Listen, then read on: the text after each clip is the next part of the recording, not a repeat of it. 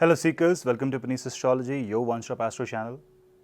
This video is about the lunar eclipse, the penumbral lunar eclipse that will happen on 30th of November 2020. But before that, let's do a quick meditation, 30-second meditation, and just to synchronize our mind, because this lunar eclipse is all about the mind. So this is a Tibetan ball. Let us close the eyes and let us immerse ourselves into the sound.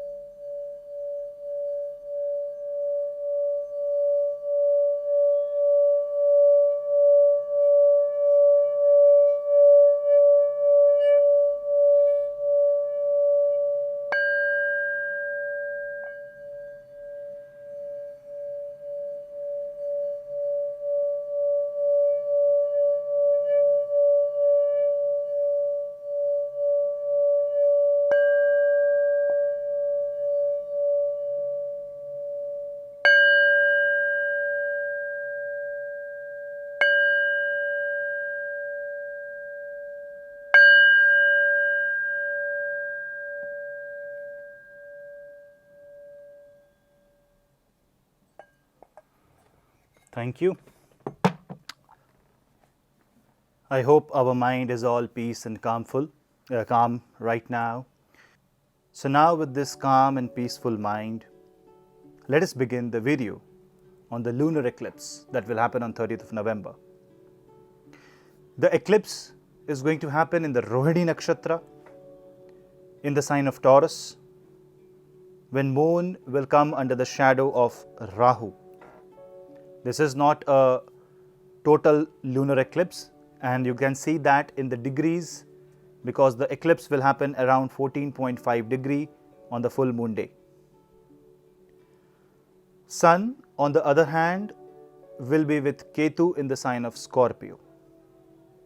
So the two luminaries, the sun and the moon, are with Rahu and Ketu. The lunar eclipse is going to affect the mind. The eclipse will trigger the spiritual and the mental plane of humanity, and the sign of Taurus will play a very important role. And remember, Venus is out of the sign of debilitation in the sign of Libra, and moon is exalted in the sign of Taurus. So what this has in store, let's watch till the end and find out in very brief what this eclipse is all about.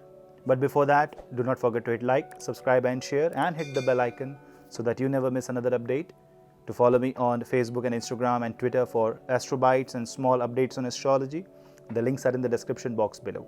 If you want to take my consultation, the email ID is in the description box below. You can drop me an email for inquiries.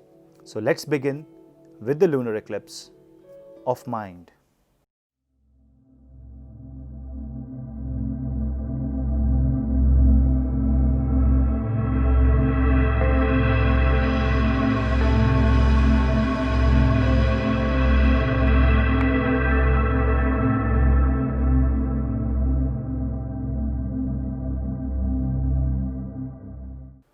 The eclipse is a time frame which triggers the karmic equations of life. An eclipse is a celestial phenomena. It's nothing. It's nothing out of the box or something which is not usual in the celestial space. It's just a shadow. But in astrology, these shadows, these movements of planets, have a special significance. The eclipse might not be visible with our eyes, but the planets are in conjunction with Rahu and Ketu, and that means it is going to impact us astrologically. Every one of us. This full moon day of 30th of November is a very important day. It's the full moon after Diwali, and both the luminaries, sun and moon, the Atma, the soul, and the mind are with the karmic planets of Rahu and Ketu. Now you have to understand, when sun and moon are in fight with Rahu and Ketu, it's a fight between darkness and light. So seek the light. The mind has to be kept stable, the mind has to be kept calm, and for that you need the power of meditation, the power to center yourself, and the power upon yourself. You have to bring the authority on your own mind. On one hand, your soul is getting transformed because sun is getting ripped apart by the energies of Ketu. The identity is getting transformed. On the other hand, Rahu is trying to confuse the mind or give out-of-the-box solutions. So let us not focus on the negative side of the eclipse, because eclipses do trigger important global events, important events in our life, not exactly on that day, but within few weeks from the date of eclipse. But what you have to observe is that your mind will become restless, and this is the time when you will be much more concerned for the next few weeks about what you can earn, what you have in your life, the resources that is available, the hunger and the thirst to be somebody, to become somebody will increase. This is good to increase a drive, increase the passion in life, but bad if it sits on top of your head and becomes and drives you, instead you drive this energy. If this energy is driving you, it's a problem. And you have to completely center yourself with meditation. This is the same thing that I told in the Sun Ketu video, and this is the same thing that I will repeat, because whatever happens with Sun Ketu is going to get amplified with the Rahu moon eclipse. Taurus is a zodiac sign of stability. Taurus is a zodiac sign of balance. Taurus is a zodiac sign which is a very fixed and rigid zodiac sign, and things don't want to change when energies are Tauran in nature. Resistance is natural here, and Rahu is a rebel. When moon sits with Rahu into the sign of Taurus, the resistance is going to break and the rebellion is going to begin. You have to ensure that for whatever rebellion you want to bring in your life, that has to be optimistic and positive and not harmful and detrimental to yourself or to people around you. That means the value system that you hold are about to change, and that value system, something will trigger in your life that will change the equation of the values that you hold or you believe over a period of time, and that is where your karma will play the most important role. Remember, sun and moon are the natural light, where Rahu Ketu are the natural darkness. The origin of Rahu Ketu happens because of the movement of sun and moon, and this movement now comes under a huge clash where you are being trapped under the influence of these polar forces, the opposing forces, and this is a defining moment in our life where the decisions that we make are going to be very crucial. What increases the potential of the eclipse and importance of the eclipse is the presence of Jupiter in the sign of Capricorn, and Capricorn is 9th from the position of eclipse, because Capricorn is 9th from Taurus. That means the dharma and the karma in the house of dharma is watching you. Your actions, your emotions, your decisions, your karma, that is what is being read right now, more than ever before. So if your mind is calm, if you are stable, if you are optimistic about your life, then you will see some beautiful effect out of this eclipse, some out of the box solution, because sometimes a certain amount of rebellion is necessary to break free from the clutches of darkness. So let us chant this prayer. Om Asato Ma Sadgamaya Tamaso Ma Jyotirgamaya Mrityor Ma Mritam Gamaya.